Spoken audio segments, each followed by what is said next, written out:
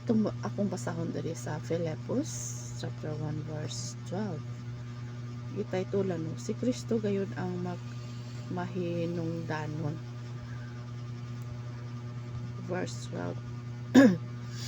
Mga igsuon ko kang Kristo, gusto kong masayran ninyo nga ang mga nahitabo kanako nakatabang gayud sa pagpakaylap sa maayong balita. Kay nasayran na sa tanang mga gwardiya sa palasyo o sa uban pang mga tao dinhi nga nabilanggo ako tungod kay ako sumusunod ni Kristo, ug tungod usab niining akong pagkabilanggo misamot kalig-on ang pagtuo sa kadaghanan sa atong mga igsuon ngadto sa Ginoo. Busa misamot ang ilang kaisog sa pagsangyaw sa may balita. Tinuod nga ang uban na nagasangyaw lang bahin kang Kristo tungod kay nasina sila kanako o gusto nila akong malabuan apan ang uban maayo ang ilang katuyuan. Nagasangyaw sila tungod kay higugma nila ako o gusto nila nga mutabang kanako. Kay nasayran nila nga gibutang ako dinhi aron sa pagpanalipod sa may balita. Ang mga nasina kanako dili matinud-anon sa ilang pagwali bahin kang Kristo, kay ang ilang katuyuan alang lang sa ilang kaugalingon. Abi nila o madugangan nila ang akong pag-antos dinhi sa bilangguan pinaagi sa ilang gibuhat apan wala kini sapayan kanako nalipay gihapon ako bisan unsa ang ilang katuyuan sa pagwali maayo man o dili basta giwali lang si Kristo magpadayon ang akong kalipay, kay nasayod ako nga pinaagi sa inyong mga pagampo o sa tabang sa Espiritu ni Hesukristo makagawas ako dinhi. Dako kaayo ang akong tinguha o paglaom nga kini gayud dili gayud ako maulawan ug unta sa mga kaniadto magapadayon gihapon ako nga magmaisugon aron nga pinaagi sa akong kinabuhi o sa akong kamatayon madayeg si Kristo alang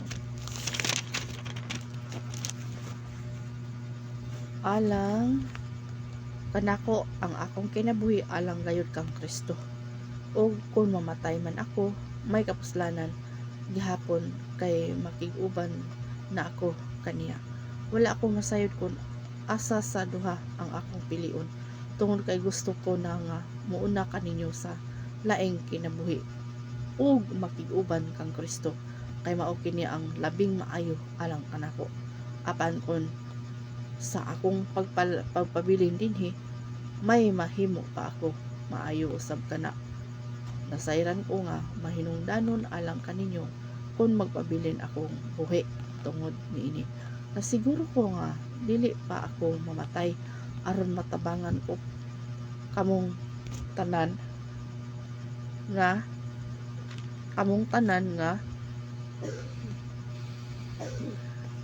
ma madugangan pagayod ang inyong pagtuo ug kalipay ug aron kun makabalik na ako diha uban kaninyo mosamot pagayod kadako ang inyong hinungdan sa pagdayeg kang Kristo Jesus. Tungod kanako makabisita man ako kaninyo o dili, ang mahinungdanon nga ang inyong pagbawi pinasikad sa may balita mahitungod kang Kristo aron madugangan ko nga lig-on kamong nagkahiusa sa inyong pagpakig bisog alang sa hustong pagtuo nga pinasikad sa may balita. Ayaw gayud kamo kahadlok sa mga nagasupa kaninyo kay kini timailhan kanila nga sila silutan sa Dios o kamo luwason kay ang gihatag kaninyo dili lang parabiliyo nga mutuo kamo kang Kristo kundi parabiliyo usab nga magantos kamo alang kaniya karon kauban na kita nga nagantos tungod sa maayong balita. Mao kini ang mga pag-antos nga inyong nakita nga akong naagian kaniadto ug hangtod karon nadunggan ninyo nga nagantos taghapon ako. So glory to God. Ana sa naman ta sa Filipos no, nasa kinabuhi ni Pablo nga sa atong mga kinabuhi kinahanglan gyud nga madasigon sa matag usa niya magapabilin sa pagtuo niya magawi pinagi sa pinasikad sa Biblia no managawi o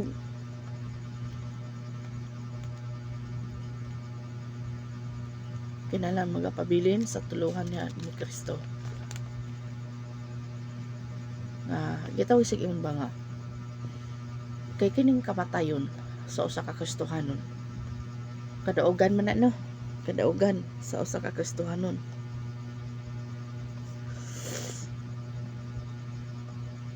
mas mapalabi pa ni Pablo ayang hunahuna mas okay na lang siya kung mo ngadto na siya sa kabilang buhay no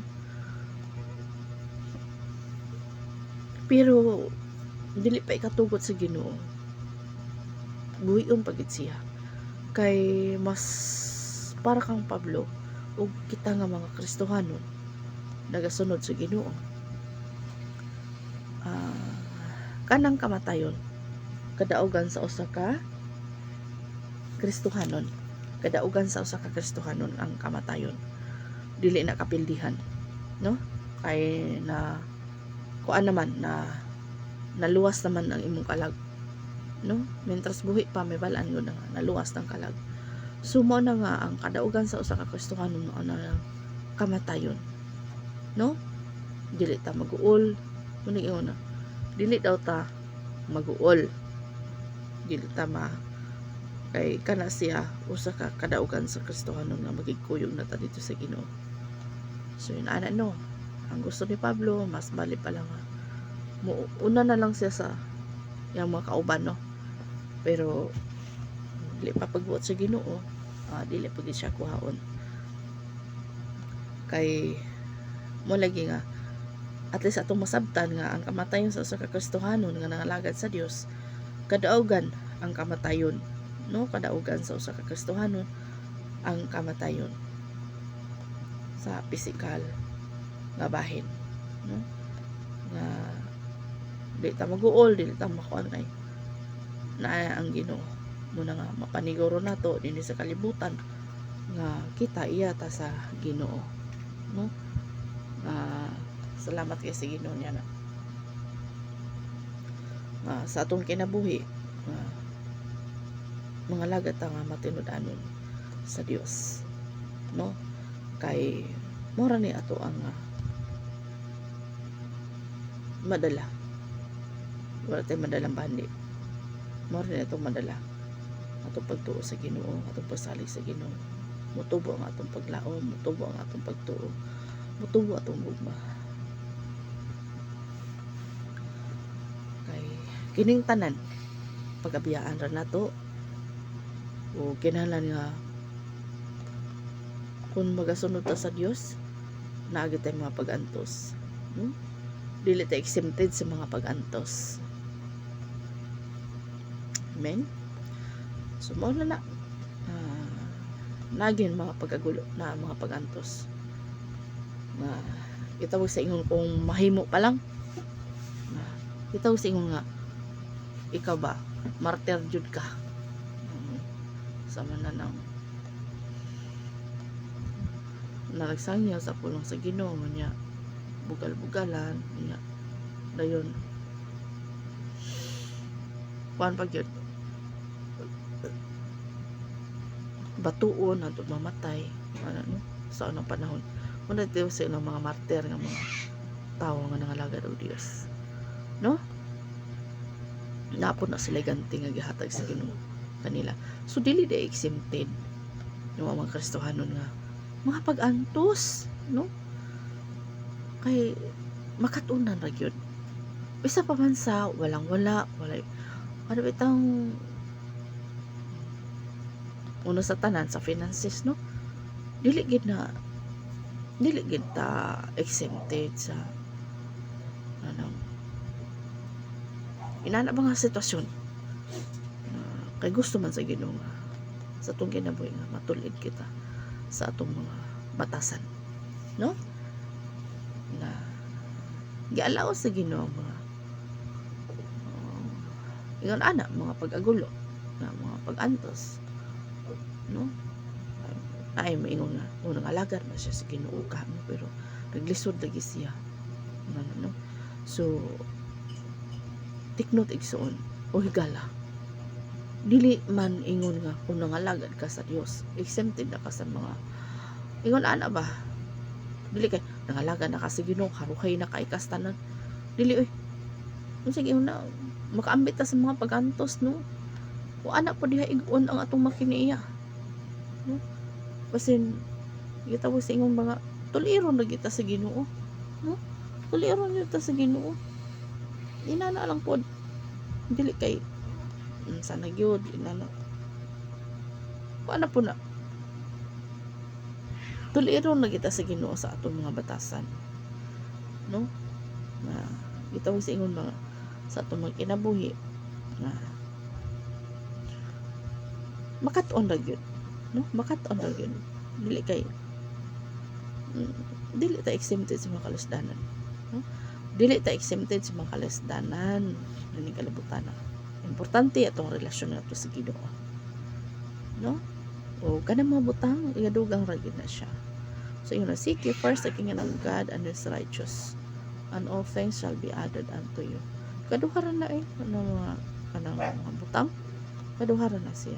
Pero nasa tanan ang panalangin nga atong madawat yun mao gyud atong anak kaluwasan nga gitanyag sa Ginoo, no? Mao gyud na siya. So kay ma-imagine nato sa unang panahon wala ba ito sila mga balay, no? Na nagasunod sa Ginoo ba pero wala sila to yung mga balay, mga tulda-tulda lang, no? May ganit taron kay nakahigda tag tarong, no? Nakahigda tag tarong niya.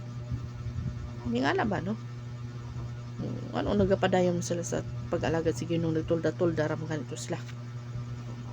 Naana ra sad sa atong kinabuhi. God bless.